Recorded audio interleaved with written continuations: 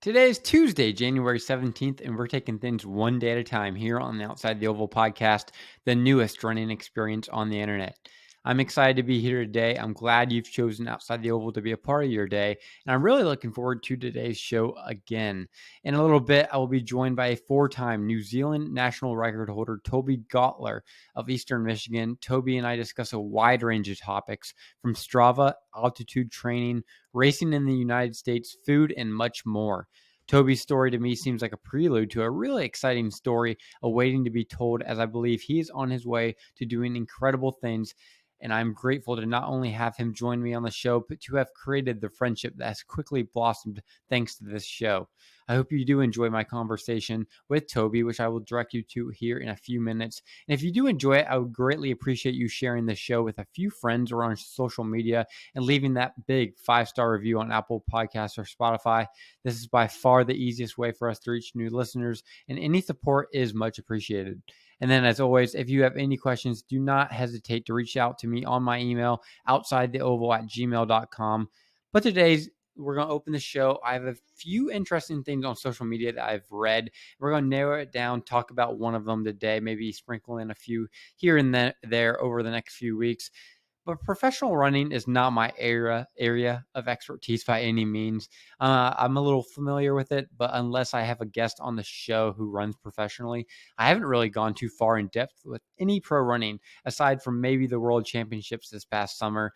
However, I did see that Let's Run discuss this topic over the weekend, and there were a few sides to the argument on the message boards, so that excited me enough to want to bring this to your attention. If you do not follow them on social media, all credit to this conversation does go to them. I don't want to be stepping on the territory by any means. But for those of you who don't know, Jakob Ingebrigtsen is by far the best distance runner in the world at the moment. He won the 1500 meter gold medal in Tokyo in 2020. He ran an Olympic record en route to that victory. And last year, he won the 5K at the World Championships. And this all comes after he was the favorite in the 1500. We'll talk about that here in a little bit. Jakob, he yields from Norway. He has two brothers, Henrik and Philip, who are plenty fast in their own right. They're widely considered one of, if not the fastest distance running families in the history of distance running. But the discussion to be had today, though, is whether or not Jakob Ingebrigtsen should attempt the 1500, 5K, and 10K triple at the 2024 Olympics, otherwise known as the Hassan.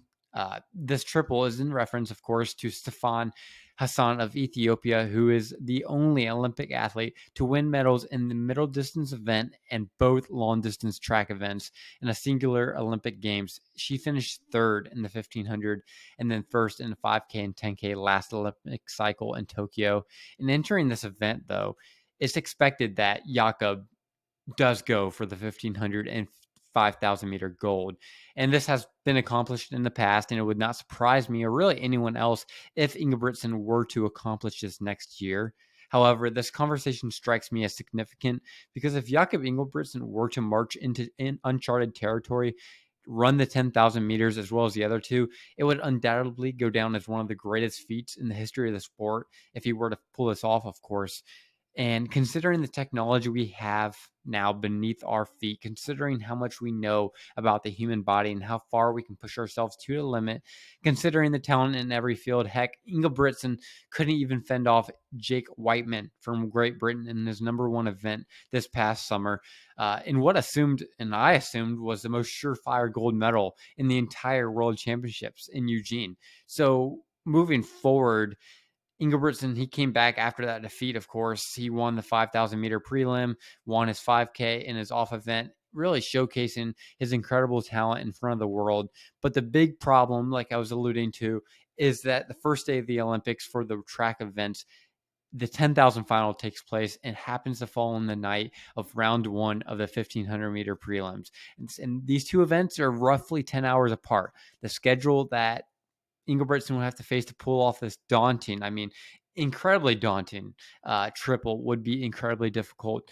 I mean, the 1500 meter and 5000 meter double is difficult enough, but you throw in a 10,000 meters, an event he doesn't have the most experience with, and then you go ahead and you put it first. That's the first final you run. It's going to be difficult. I don't know if it's going to happen, but it would be something special if he were to pull it off. He certainly has everything he needs to pull it off, too. We're more than a year away. Plenty of time to kind of build that strength, build that 10,000 meter distance, that endurance he needs to pull this off. But I would also consider him the overwhelming favorite in the 1500 meters as well as the favorite in the 5K. But if it would take a really something special for Ingebrigtsen, who's only run 27:54 in the 10K PR that he ran in 2019, to storm into Paris, run a 1500 meter prelim, and 10 hours later take down the world record holder Joshua Cheptegei and among others over 10,000 kilometers, or excuse me, 10 kilometers. And I'm not saying it's impossible. I've already said that before, but it's hard to see him wanting to attempt this and getting his time fast enough to compete against the other long distance specialists in this event, the ones that are coming to Paris simply to run this event. And he has to still run a 1500 meter prelim the day before, a semifinal, a final, a 5K prelim, and a 5K final. Really difficult to see if he's pulling this off. I'm not saying it's impossible again, but I would admire the attempt and effort from Ingebrigtsen if he did attempt this in 2024. I don't believe there's any other distance runner currently capable of pulling it off, but that's something we'll have to wait and see. Again, that's something I saw in Let's Run, thought it was pretty cool. I did want to pose this, kind of kick off the episode with that. My inspiration for the short spiel again came from them, their Twitter page, and appreciate the open dialogue that Jonathan Galt and Rojo brought to the Let's Run podcast this past week. If you haven't heard that, go check that out because they go in depth of this entire what goes into the 1500, 5K, 10K. Again, highly encourage you to go listen to that. But that's enough from me. Let's hear from somebody else. And without further ado, I welcome today's guest. Toby Gualter, I feel like this has been an episode several weeks in the making. You've been a very active member in the Outside Oval community, participating in the podcast Strava Club, interacting with each one of my posts I make on the account. And the two of us have really developed a relationship through this platform. So it's really good to have you on the show today. Yeah, man. Hey, thanks for having me on. Happy New Year as well. Yeah, no, it's been a long time in the making. Yeah, I've been following Outside the Oval for a while. So, I was listening to Andy's podcast on Tuesday, also a fellow teammate of mine. So, yeah, thanks for having me on, man. Absolutely. Super happy to have you. And if you haven't listened to that show already, highly recommend it. I had a really good interview with Andy. But since I mentioned Strava, I think that's where we ought to start today's show. You've really put together quite the block of training as of late, putting together 2 straight 100-mile weeks as of recording this. And you've really dominated the Outside the Oval leaderboard week in and week out. Hopefully, I'll catch you this week with a day off. We'll see. But what motivated you to put in this much work this winter, entering the winter and spring track seasons? Yeah, so yeah, you'll probably definitely catch me this week, being Sunday day off. So, yeah, I have to, get my mileage back up. But I think just after like Boston, I had a decent 5K, 14 flat and 8 second PR on the track. But going, back further than that, um, in the summer, I actually had my wisdom teeth out.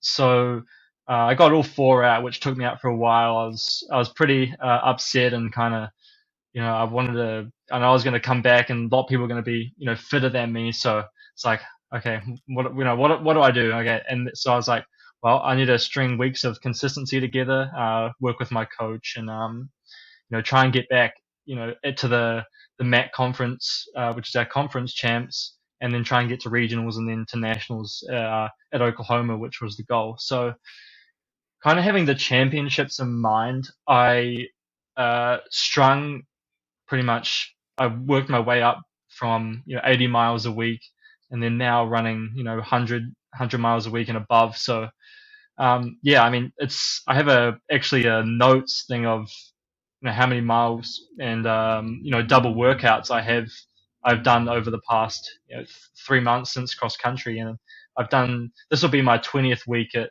consistent mileage and pretty decent workouts. Yeah, and taking a look at your training now versus what it was 1 year ago, what would you say is the biggest difference? I think just probably what I can handle.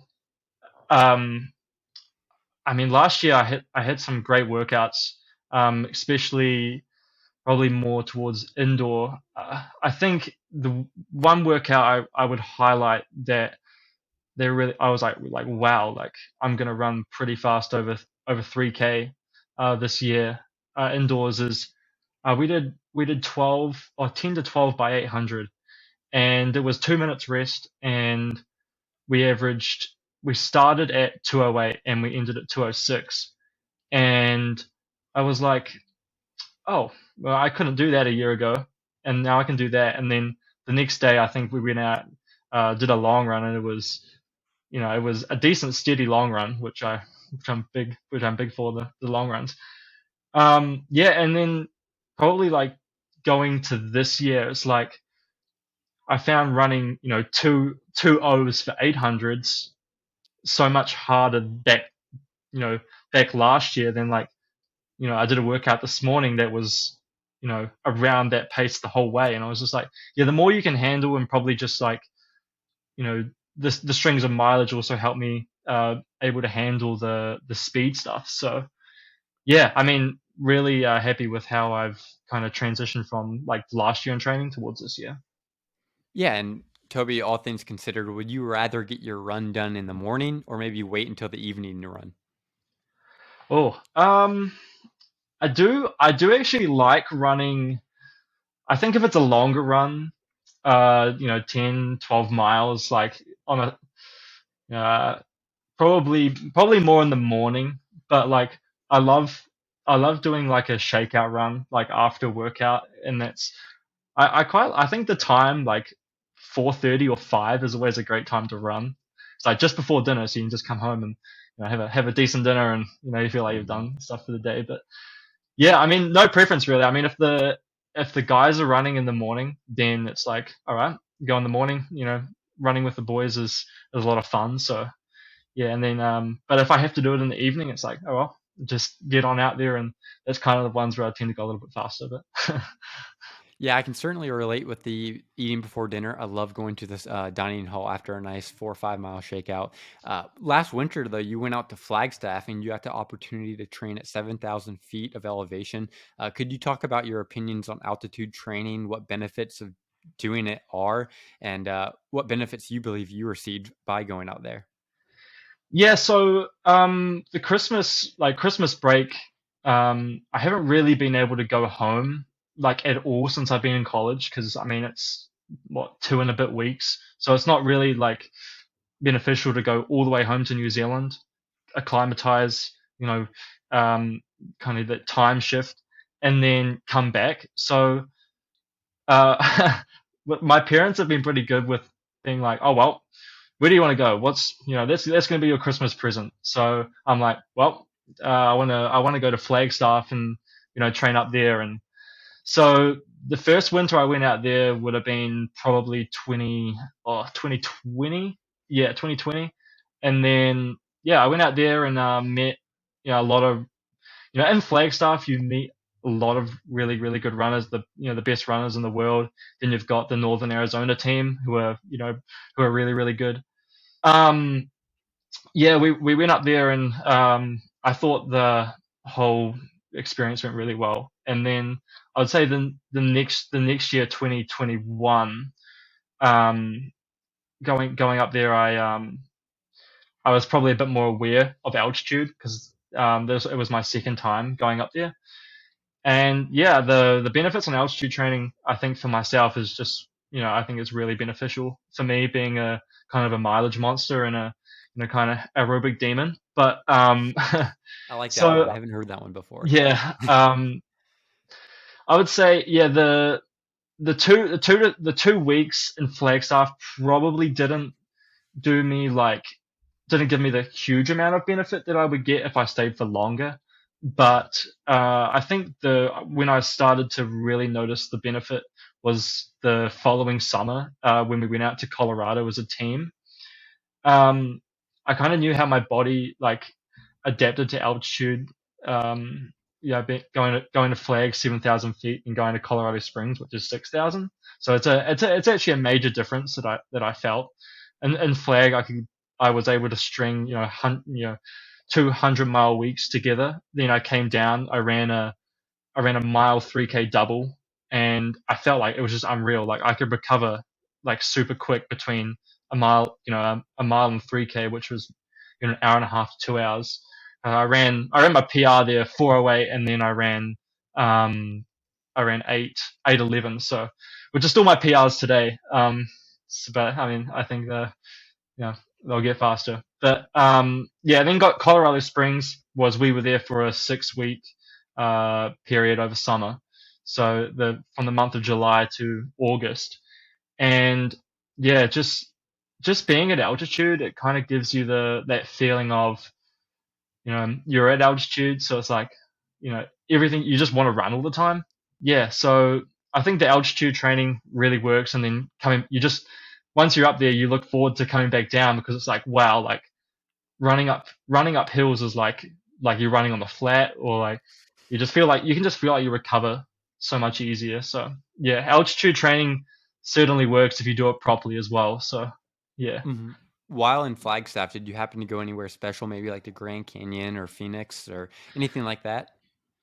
Yeah, so we went to the Grand Canyon. The first year we went to the Grand Canyon, which was like mesmerizing. It was like looking at like a picture, and it was like, oh, this is like not even real. And then my mum was like, she called me and she was, oh, I heard you went to the Grand Canyon. I was like, yeah, it was pretty cool. And she was like, well, you better take that opportunity because you never know, you're probably never going to go there again. And then fast forward 365 days, and I'm back there again. Yeah, I mean, it That's was. Yeah, I mean, also like the views in Flagstaff, super nice. Went down to Sedona, which is a beautiful part, and cool. into Phoenix as well. So yeah. Why in the United States there seems to be a lot of places like the Grand Canyon that people who aren't from the United States like you have on their bucket list. What are some places in the United States that are on your bucket list that you haven't been to yet? Yeah, I think I've been pretty fortunate enough to see. I think I've seen 19 states. Yeah, Boston was my 19th state. Yeah, so I've got a list on my phone of how many states I've been to, and I've kind of a bit nerdy there. But um, oh yeah, I mean, I really like going out west. I think that's a beautiful part of the US. I haven't ventured down to like the nice parts of Florida yet. I've been to Tallahassee, but that was just for a race. Um, yeah, I've kind of seen all my really cool my really ones that are on my bucket list. The Arizona, the Colorado, Montana. I haven't been to Washington or Oregon. Kind of those parts of the country would be quite cool to see. And also, yeah, New York would be also a really cool one. My parents say, why don't you go to New York for Christmas or for New Year? I was like, well, that's a cool place, but it's not really like great for training if I want to run around the city all the time. So I'm always kind of laser focused on where I can run and like, what supports my training the best. But I want to definitely see those parts, New York and the kind of the East Coast as well. Absolutely. And you've done a lot of your training though in Ypsilanti with Eastern Mm. Michigan. You've done some in Flagstaff, but I'm sure you've done your fair share running in New England, or New Zealand, excuse me, Mhm. considering you're a four-time New Zealand national champion. Could you share what the differences are between training in the United States and places such as Flagstaff and Ypsilanti in comparison to New Zealand? Yeah, sure. I mean, listening to some of your past episodes, and also going off kind of what Andy said on his episode on Tuesday, is you guys have the whole high school kind of running scene, and I think that is like super cool. Like how you guys can have the kind. I mean, there's more people in the US, but I mean, here you have the whole high school running scene, and then you got the whole like you go to college, and where do you want to go for college because to race. Um, yeah, so I mean, I really find that quite cool. The whole high school running scene here, but I mean in New Zealand, so you you kind of graduate high school, and then it's like all right, do I go to university in this place, and it's purely based on academics. So you go to school for undergrads 3 years in New Zealand, and you take your major, and then from there on. But my first national title on the track was probably one of the races where I was like, all right, well, now I'm the best over the track. Now what can I do over all these other disciplines? And yeah, I mean, I was fortunate enough to just uh, yeah, and that helped me get a scholarship to come over to the US. Yeah, and I would imagine that running is not the only thing you found different in Michigan compared to what you're used to in New Zealand. So I do have a few questions about that. First, what country's food would you say you like better, New Zealand or United States? I think there's more. I think there's more variety in the US. I mean, there's a lot of different restaurants. I mean, I've never heard of Chipotle till I got to America. Um, or let alone Olive Garden or all these different restaurants that we don't really have in New Zealand. But New Zealand, we have a lot of we eat a lot of like seafood. A regular Friday night in New Zealand would be going down to the fish and chip shop and getting fish and chips for everyone. Yeah, I would Uh, love that. yeah, it's a great meal, but have it all the time. And then we have like lamb, which is also we have a lot of sheep in New Zealand, so Mm. we tend to have quite a bit of lamb. And then pavlova, which the Australians think they can take, but I think it still originated in New Zealand. Maybe fact check me on that, but yeah, I mean, I would say there's just more variety over here than there is in New Zealand, and I mean you can get food anywhere. But I would Mhm. say I probably like the food in New Zealand a little bit more, just because like my mum was always really good at cooking, and my dad also, and my stepmom is from Brazil, so she cooks a lot of different kinds of food and baking and that. So yeah, you can never cancel out a home cooked meal, but I mean here, I think there's a lot of Mexican food as well, which is pretty nice, and yeah, but I mean you'd have to check it out sometime if you ever come to New Zealand. Yeah, and in the United States, there seems to be a lot of notable brands as well. There's Amazon, Google, Apple, and then in the running world, there's Nike, New Balance, Skechers, various others as well. What would you say is your favorite running brand and why? I think I've probably well at the moment I'm running in a lot of like Asics shoes. I really like the Nova Blasts, which I just got. They were also just voted like running warehouse top shoe. So I really like those. They're like super light and also really cushioned. So I have a couple pairs of those, and I just kind of alternate them days. I have the Brooks Ghosts as well, and we get given shoes from Adidas for school. So I'm not like a huge fan right now of running in them, but uh, the the solar boosts are a little bit heavy, but I like them for like kind of gym work and uh, just if I was going out on like an easy shakeout run. So they're pretty good. Mhm. But yeah, mostly just a lot of like cushion shoes, Essex, and I really like the Adios Pros from Adidas as well. They're a really good shoe. I use them. Taking a look at your career so far at Eastern Michigan, though, you've run some pretty fast times. I think more are on the way considering some of the workouts you've had this winter. Most notably, there are two races that popped off the list for me, and you kind of mentioned both of them already. Uh, the MAC cross country championships that you mentioned, you came in second. You fell just a few seconds short of the win. How did that race go? I yeah, physically felt good, mentally felt good, and the day before I was just like day before I like to keep it pretty light, like low key and light. Like I just like to talk to people and laugh and have fun, and but also focus on what I have to do. And yeah, I remember the day before, like it was perfect conditions. The course was like it was 4 laps of just like a flat, just I can't really explain it, but it was just like a flat kind of perfect golf course. And I was like, yeah, this course really suits me. It's just mentally like easy, like knowing that I just pretty much just have laps. And yeah, I felt pretty good. I don't normally feel like as good doing strides a day before a meet. I don't know what it is, but I've never really felt like great doing strides before like the day before, but I do it anyway because everyone else is doing it. Plus I know it, probably feels good to loosen up after travel. yeah, and it just first lap was I felt pretty good. Just like keep my eyes forward and try not to make too many movements, follow the tangents, which I think is important. Um, yeah, and I think I got to the third lap and one of the Toledo Kenyans made a move, and he kind of like put a burst in, and I was like, oh yeah, okay, well it kind of hurts to sprint right now, but I went with it, and and then he kind of just backed off. So it was like, okay, well I know you're hurting, so it's like it was kind of felt like a fartlek really.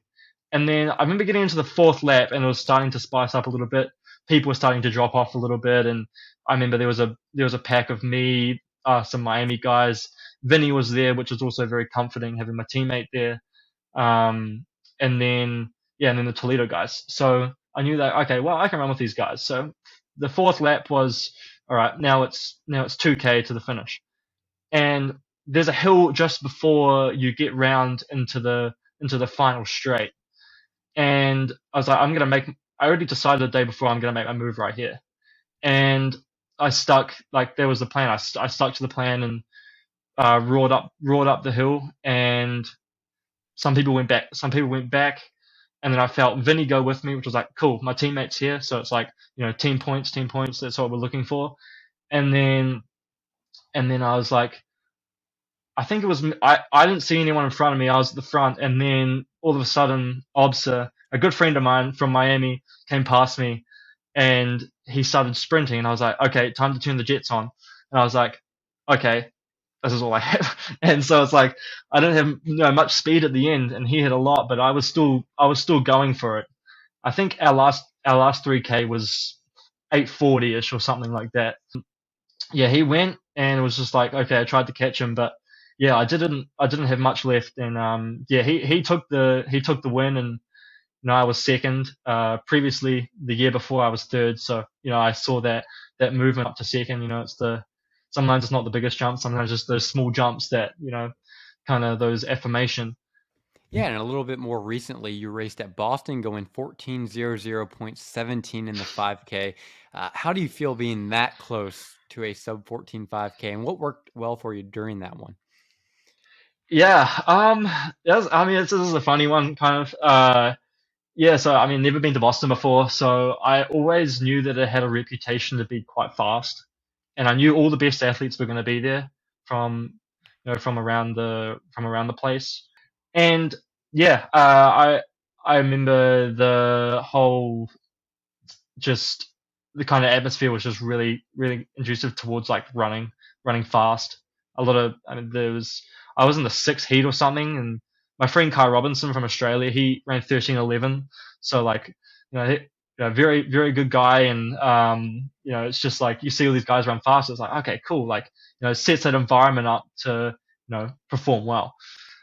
I didn't get out that well. First of all, my first lap was coach told me was 69 for the first lap, which was not the pace that I should be running. And so I kind of got out slow, but I didn't panic, and I was just found myself just trailing along at the back, and I got to the point where I was like, well, I'm gonna come here.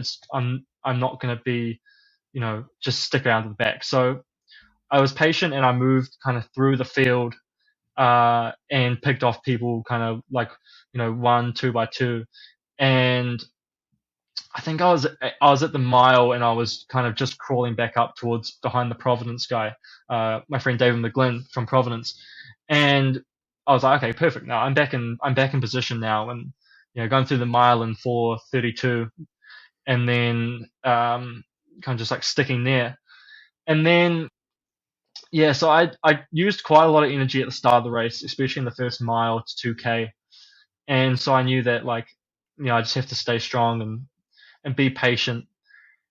And yeah, I can't remember. I mean, there's so much going on, but I mean, I got to the last mile and I was like, okay, this is really really really hard. But I feel like I'm on good pace here and I know I can finish. So I I was in second now and right behind the New Mexico kid, and it was just like trying to tick off lap by lap, and I got to the last 200 and I saw 13:27 on the clock. So, I had to close in 33 to break 14. And at this point, my mouth was open, my arms were everywhere, and like it was okay. I wasn't thinking anymore. It was just like you just got to finish and like finish strong. And I remember Just run a saying that 32. just run a 32. Just I mean, how hard can it be? Yeah. And then yeah, I crossed the line and I was like I saw 59, and then I crossed it and I was like, okay. So I looked back up at the clock and I was just like, hoping that it was like 13:59:97 or 99. But yeah, I looked up and it was 14 flat 0.17. And I was just like, first instinct was, damn it. You know, I came to Boston, I wanted to break 14, but I also thought, there's a time and a place, and yeah, it's a big step in the right direction. I went, 17th, I think, 7th all time school history, and 8-second PR. So, there was two positives out of that race: was the PR, doing, getting on the school history board, and then just a big step in the right direction coming off cross country. And yeah, so I mean, it's easy to be hard on yourself and be like, you could have just closed in 33. I closed in what 33 point, probably 17, maybe whatever that math is. But and so there was one side I was disappointed, and one side I was like, it's a step in the right direction, and I'm happy with kind of how I've overcame this barrier. And that December meet, is probably going to set me up well to run, outdoors in the 10 and the, in the 5, and if I have another go indoors at the 5, I think, yeah, hopefully get a good PB out of that. Yeah, and earlier you mentioned that you kind of like to keep things light before a race, but what are some other pre-race rituals you have, whether that's music you listen to, food you eat? What would those be? Mm. Yeah, yeah, it's a really good question. I think the whole music thing, I do that day before, like kind of a little bit on the bus ride maybe. If everyone's like quiet or having a nap, I like to chuck my headphones in. And yeah, I really like listening to a lot of the older kind of music. Definitely like into the Eagles, Hotel California, Take It Easy, kind of that stuff. And they also like country, kind of, a little bit of country music and rock and roll, and then kind of varieties up to Eminem and kind of the rap kind of music. So very very big variety of music. The morning of the meet, I don't know. I like to listen to. I don't know. I've listened to podcasts in the past. Before I knew Outside the Oval existed, obviously, I listened to a little bit of like the Coffee Club. I think they're a decent podcast, so I listened to them. And then yeah, just yeah. Otherwise, I didn't really listen to music. I don't really listen to music on like warm ups or I'm normally just like to be present in the moment and enjoy and be with the team, and just in my own head. Um, Food wise, the night before I mean, you don't really tend to have a choice because it's whatever you get the night pre-meet is what the coaches set up, and normally really really good. We have Olive Garden or I can't remember what else we've had in the past, but yeah, we would go out and get some kind of Italian stuff, which is good. I mean, carbs, and then yeah, so yeah, kind of just keep it normal. I mean, chicken, pasta. Um, Massive fan of Indian food. Probably have it 5 nights, maybe even 3 nights a week, just because it's just really easy to make, and I love curry and stuff. So yeah, have that. Normally like to have that maybe a couple nights before the race because it can be really really filling, and then yeah, kind of just like a pasta and chicken, something nice and easy that sits well and I know sits well the night before a meet. So Mhm. Yeah, the MAC championships were in Athens, Ohio, the home of Ohio University, and then 5K you ran in Boston, the origin of the American Revolution. That's two places you got to experience that you might not have gotten to experience before, but you spent most of your time in Ypsilanti in Michigan. What makes Mhm. that place special to you? I think there's a lot of nice places to run here. I mean, I think it's pretty underrated. We've got there's like the dirt roads, which is 2 miles from my house, and you can just run out there, and it's endless amount of just like dirt roads, and you can do. I've done 22 miles out there. I've done 20 miles, and it's yeah. I mean, so there's pretty nice places to run. We've got a bike path you can run all the way to Ann Arbor towards U of M, and yeah, just like a pretty cool lake down. We all go to like in the summer to like hang out, kind of like a beach thing, but it's like you just go to the docks and you might run out to the docks and run home, or like you know sit on the docks and enjoy the sun. But yeah, I mean, yeah, the places to run, there's decent amount. I mean, yeah, we live in the I mean, it's a smaller kind of city, kind of town. So you mean you've got Ann Arbor, which is 10 minutes up the road, so you can go up there, and if you want to watch a football game, if you want to, some of the guys are going out to the hockey tonight to watch your Michigan game.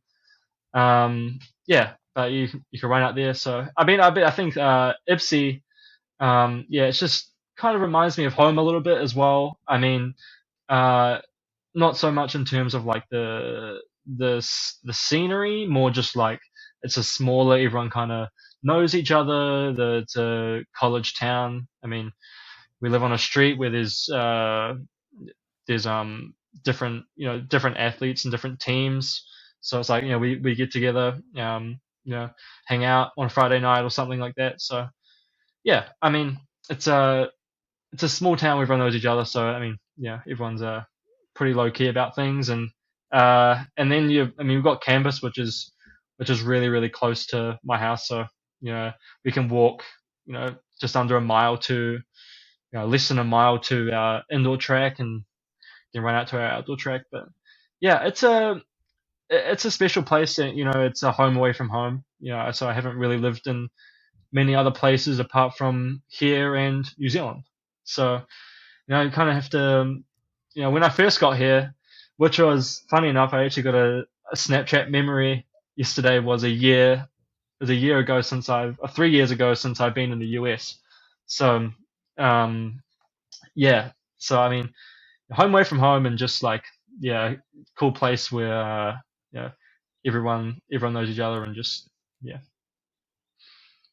Yeah, I'm not sure if you knew this, but Ypsilanti is also the home of the first ever Domino's pizza. Real quickly, have you Mm. ever had Domino's pizza? Yeah, funny you say that. I did. There was one of the facts that one of the guys told me on the very very first day I got here, was like, yeah, that's the very first Domino's. And funny enough, it's literally just 200 meters up the road.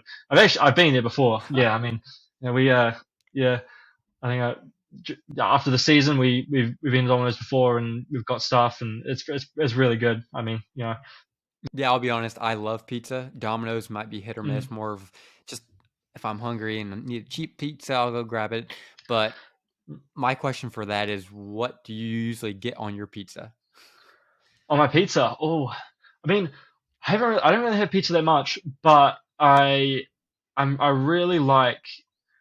I really like a meat lovers pizza, so like I think meat lovers, or barbecue chicken pizza. Yeah, that's always a good one. So like that's what's sausage, uh pepperoni, bacon, I Mhm. guess. Yeah, so yeah, big I can meat get on pizza guy. board. Yeah, yeah. Yeah, I can get on board with the meat lovers pizza. Well, what's I yours? need to stop bringing up food. I'd probably go pepperoni, banana pepper. Oh yeah, nice, We nice. keep bringing this food up. I think it's the third question I've asked. I got to stop talking about it. About Well, to it's eat probably dinner your dinner after time this. soon, right? So yeah, just about. Yeah, I'm gonna Yeah, go down and eat after this. I'm kind of my stomach's rumbling.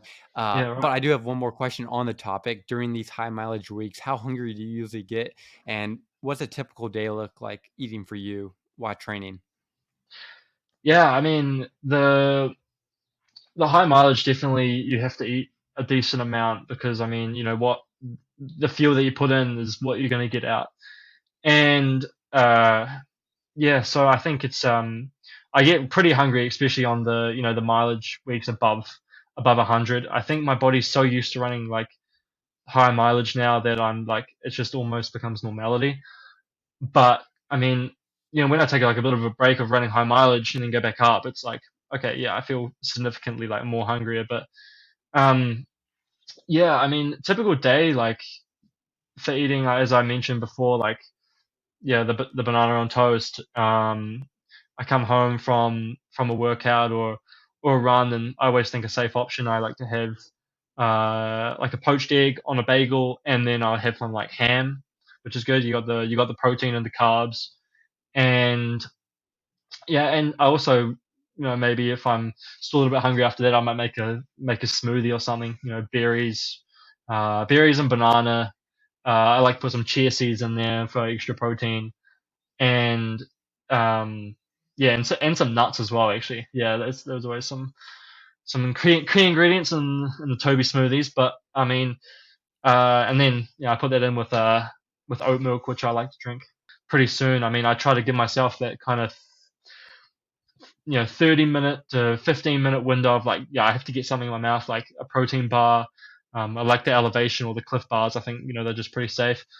And yeah, so I've kind of became better at kind of the nutrition side of like, I know like what to eat and what is good for me, and like, I know I have to eat carbs and protein, and then it's like, but just the timing of like when you eat, and so like trying to eat pretty soon after I work out, like, as soon as I click my watch, it's like, it's time to like warm down, and then you eat after that, and then you go home and you make yourself a decent sized meal, a bigger meal to help you recover better. And But finally, moving past food, have you ever had the desire to run professionally? And is that something you think you will do at the end of your career at Eastern Michigan? yes, absolutely. I think when ever since I was young, as I mentioned previously, like before, that when I start a sport, when I started playing rugby, when I started playing soccer, I'd always had the dedication and kind of the mindset that I want to be really good at it, and I want to be either I want to be, competing for New Zealand and competing professionally. And yeah, so professional running after college is something that I really really want to do, and I think that has always been ever since I started running. I was like, yeah, well, okay, so I'm gonna do all these miles, and I'm gonna run these workouts, and I'm gonna take all these opportunities, um, and then which obviously led me to coming to America. And I think New Zealand, it's a great place to train. A lot of good athletes there, uh, but it's not as conducive to probably running professionally after you finish like university over there. So I mean, and obviously in the US you get a lot more exposure competing with, you obviously have the pro scene here, and you have the best college athletes. So it's like you have to surround yourself with the best to be the best. And yeah, so running professionally, for whoever it is definitely the biggest goal for me, and also getting to compete for New Zealand at World Cross Country, Commonwealth Games, Olympic Games is also one of the highest priorities for me. Staying on track in terms of running, for one last question, what are some bucket list races that you want to compete in before your running days are over? Before my running days are over, oh wow, okay, so I have to start pretty like I think yeah, obviously NCAA cross country. I think you know if you're in college, that's the race you need to be running at. Uh, and then yeah, running in the 10K outdoors at nationals also also another also another big milestone that I would like to do. Uh, and that's not just like running at national cross country. I'd like to, be all American. Be in the contention, and then, yeah, I think I've always thought that my potential later on is going to be on the roads. Every coach has said to me, "Oh, yeah, your potential is probably going to be on the road." Yeah, and the marathon, the half. So yeah, I would love to do Berlin one day. that would be pretty cool. I know that's a pretty fast like marathon, and yeah, and just like trying to find the like maybe a fast half marathon as well, like post college, and then running. I also want to get my times down in the mile as well. I have my opportunity next week in Michigan to try and run a fast mile, and yeah, so breaking four will be pretty cool. Being a part of that. Not a lot of New Zealanders, not a lot of New Zealanders have done it, but we have a rich history of good milers, 1500 meters runners, Nick Willis. So yeah, and yeah, just being a nationals over here, and then trying to run world cross country, com games, and then Olympics, whether that be 10k, marathon, 5k. You never know what position you're going to be in. So yeah, I have all these races that I want to do. It's just like, all right, now I just got to run these smaller these not smaller races, but these races that will get me to the next level, and that's the nationals here, and then so on. So Yeah, and this is the last question I have for you today. Considering all the great things that come from this sport, what would be your favorite thing about running, and why would that be? my favorite running, uh, ooh, I would say definitely to the US. I would never have got the opportunity if I didn't start running. I wouldn't have been able to meet some of my closest friends, and yeah, and also being able to compete around the world for New Zealand. I don't think I would have probably competed in for soccer or for rugby or a lot of other sports. So I just it's kind of given me that opportunity to compete at the highest level and for New Zealand, and trying to be recognised as a New Zealand distance runner would be pretty cool. Yeah, and Toby, it's been great having you on the show. I've had a great time getting to know you more, and I can't wait to see how your track season goes. And thank you all for giving today's episode a listen. Be sure to check out the Outside the Oval Instagram and Twitter pages for more content. But we'll see you all next Tuesday for another trip outside the Oval.